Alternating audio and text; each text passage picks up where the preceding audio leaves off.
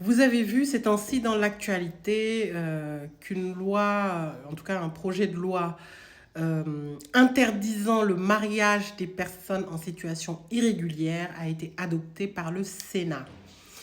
Et donc c'est quelque chose de très grave selon moi parce que aller jusqu'à interdire le mariage aux étrangers, c'est quand même aller très très loin, d'autant plus que c'est soutenu par le gouvernement, par Bruno Retailleau et Gérard Darmanin. Le mariage, c'est un droit fondamental. D'abord, c'est un droit pour le ressortissant français de s'unir, c'est un droit au respect à sa vie privée et familiale, et puis c'est un droit pour l'individu de s'unir et de créer une cellule familiale. Donc cette loi-là, elle contrevient premièrement à ce droit fondamental du respect à la vie privée familiale.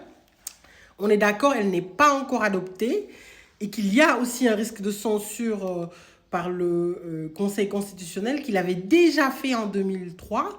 Mais j'imagine qu'aujourd'hui, le législateur s'est dit, tiens, les mentalités vont évoluer, allez, je vais interdire ce droit. Il faut savoir que le mariage, donc, c'est un droit sacré, qu'il y a juste une interdiction dans le Code civil pour les mineurs, et donc pour la polygamie aussi. Donc ça, ce sont les interdictions au mariage. Mais on va dire, entre guillemets, ces interdictions sont justifiées. Mais aller jusqu'à interdire le mariage d'un Français et d'une autre personne en raison de son statut administratif, bon, c'est assez grave. Et puis, je trouve que cette mesure, elle n'est infructueuse.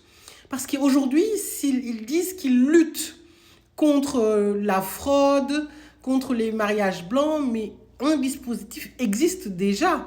Les officiers d'état civil interrogent, le procureur peut s'opposer s'il y a un risque de fraude ou de mariage qui n'est pas sincère ou de vice du consentement.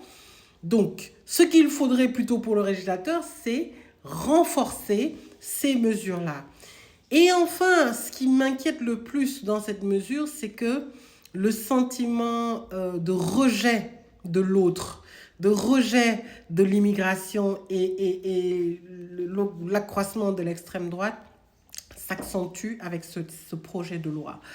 Je me pose beaucoup de questions aujourd'hui parce que de jour en jour, on entend des aberrations concernant les étrangers, concernant l'intégration, le droit du sol qui est menacé. Et aujourd'hui, ça, à se demander dans 2, 3 ans ce qu'adviendra de la France et surtout si l'extrême droite prend le pouvoir, à quelle sauce les étrangers, en tout cas, seront